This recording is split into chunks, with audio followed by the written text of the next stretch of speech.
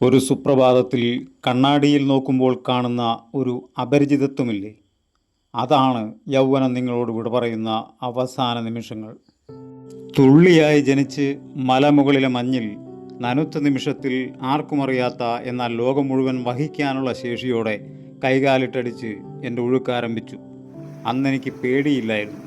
ഒഴുകി വീഴുന്നതിനെക്കുറിച്ച് ചിന്തിച്ചതേയില്ല. കാരണം ബാല്യം അങ്ങനെയാണ്, വീഴ്ചയെ അപകടമായി കാണാത്ത അവസ്ഥ. ഞാൻ ഒഴുകി. കല്ലുകളെ പിന്നിൽ നിന്ന് വെറുതെ ഇടിച്ച് ചെറുവഴികളിലൂടെ ചിരിച്ചൊഴുകി. വളർന്നൊഴുകുമ്പോൾ പൊട്ടിപ്പോയ കളിപ്പാട്ടങ്ങളെ ഓർത്ത് കരഞ്ഞ ബാല്യത്തിൽ നിന്ന് പൊട്ടിത്തകർന്ന ജീവിതത്തെ ഓർത്ത് മുള ചീന്തുന്നത് പോലെ കരയുന്ന ജീവിതങ്ങളെയും ഞാൻ എൻ്റെ യാത്രയിൽ തീരങ്ങളിൽ കണ്ടിട്ടുണ്ട്. വേദനകൾ അന്നെനിക്ക് വെറും കളികളായിരുന്നു.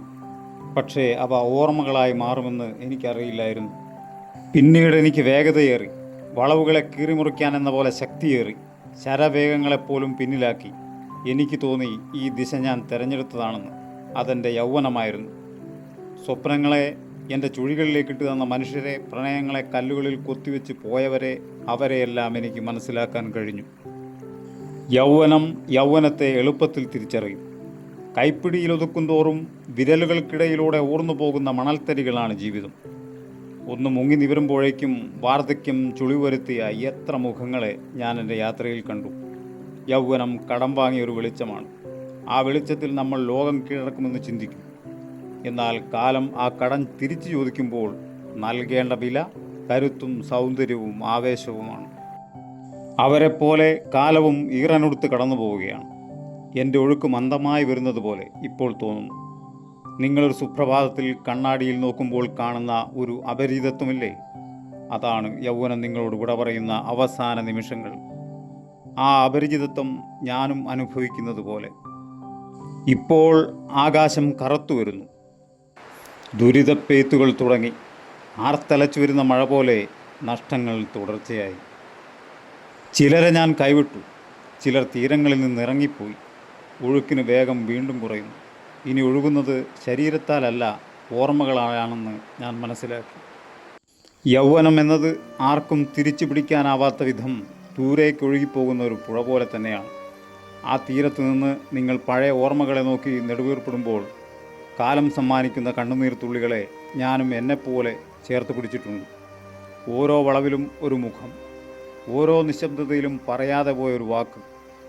വേഗം കുറയുന്നത് പോലും തോൽവിയല്ല, അത് ഭാരം കൂടുന്നതിൻ്റെ അടയാളമാണെന്ന് ഞാനിപ്പോൾ അറിയുന്നു. എൻ്റെ തീരമിപ്പോൾ വിജനമായതുപോലെ. എന്നെ ആശ്രയിച്ചവർ, മീൻ പിടിച്ചവർ, തീരങ്ങളിൽ എൻ്റെ ആശ്രിതത്വത്തിൽ വളർന്നവർ, പക്ഷികൾ, മൃഗങ്ങൾ, ആരെയും തന്നെ തീരങ്ങളിൽ കാണാനില്ല.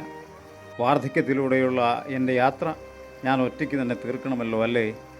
ദൂരെ ഒരു ശബ്ദം കേൾക്കാൻ തുടങ്ങുന്നു. കടൽ, എല്ലാറ്റിനെയും സ്വീകരിക്കുന്ന എന്നാൽ ഒന്നും തിരിച്ചു ചോദിക്കാത്ത അനന്തത. അവിടെ എത്തുന്നതിന് മുമ്പ് എനിക്കൊരു വിറയൽ അനുഭവപ്പെടുന്നു. കാരണം കടലിൽ ലയിച്ചാൽ ഞാൻ എൻ്റെ വളവുകളല്ല, എൻ്റെ തീരങ്ങളല്ല, എൻ്റെ പേരുപോലുമല്ല.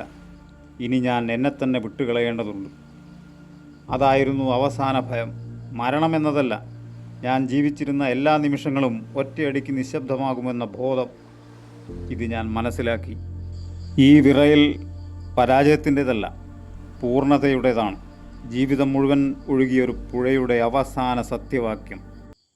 ഞാൻ ലയിക്കുന്നു, എന്നാൽ നശിക്കുന്നില്ല. കാരണം പുഴ കടലാകുമ്പോൾ അത് അവസാനിക്കുന്നില്ല.